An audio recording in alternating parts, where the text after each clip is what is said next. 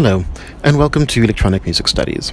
In the spirit of the long and venerable, but not unproblematic, tradition of soundscapes in electronic music, I am recording this at night on the balcony of my sister's apartment in Toronto, Canada. We've all been through a lot this year, so for the rest of this video, please enjoy some images of capybaras while I tell you about this module. Maybe I'll replace the images with informative slides later, or maybe I'll stick to capybaras. Either way, let's get started. This module provides an in-depth examination of electronic music as a cultural phenomenon.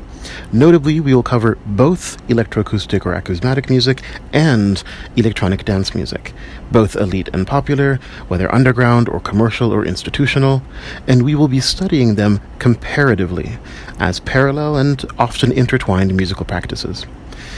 Assigned readings, discussions, and assessments will focus on introducing you to a wide range of repertoires, genres, technologies, and techniques that are relevant to both of these streams of electronic music. The core of this module will involve engaging with readings and recordings, both independently and as a group. This engagement will be enriched by more practical and creative activities that will familiarize you with the materials and methods of electronic music. These activities and assessments will also build the skills you need to conduct deep, nuanced, and contextually aware analyses of electronic music. This module will also introduce you to important debates and ideas from fields of research that intersect with the study of electronic music. You will be marked on 3 kinds of work in this module.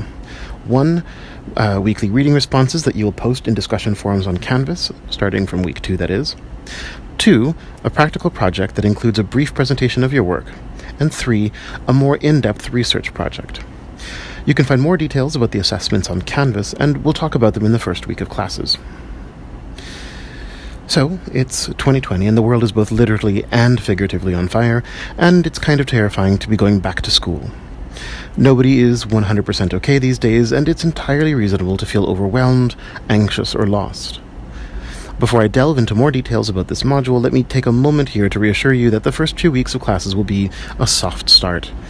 What I mean by this is that we are all figuring out what it means to teach and learn during a pandemic, and so our expectations should be softened during the first couple of weeks.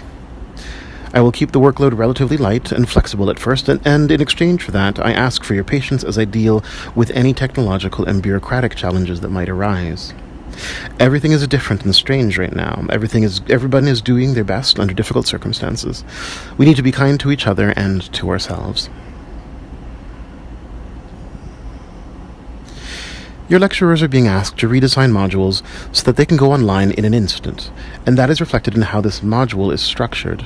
Normally, in the before time, as I like to call it, a 20-credit seminar module would meet once a week for 2 hours. Under the new bimodal teaching regime, those 2 hours are divided into 1 hour of asynchronous learning and 1 hour of synchronous learning.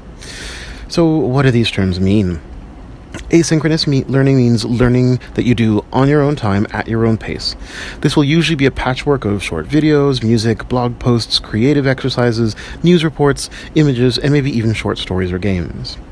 You can start on this material as early as you like, but it will be designed so that you can engage with most of it within an hour.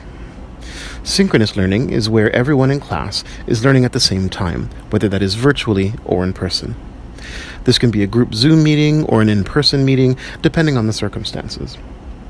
It is during this hour of synchronous learning that we will discuss the weekly readings and the asynchronous content.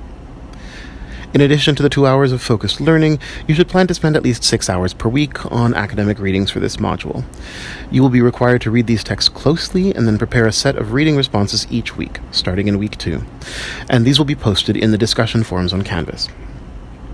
In any case, here's what your weekly routine would look like.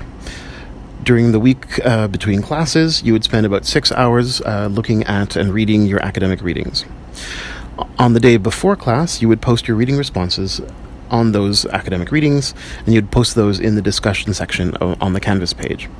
At the start of class, you would join the Zoom meeting for a group check-in.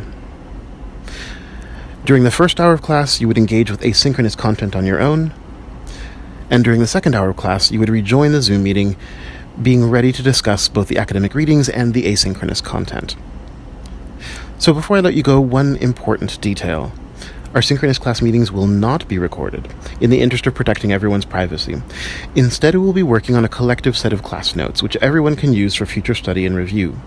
These class notes will be hosted either on Google Docs or Microsoft OneNote, depending on what is more accessible. I'll follow up with more information by the first day of class. So that's it for now. Thanks for listening all the way to the end. Take good care of yourself, support and amplify each other, and don't forget to wash your hands.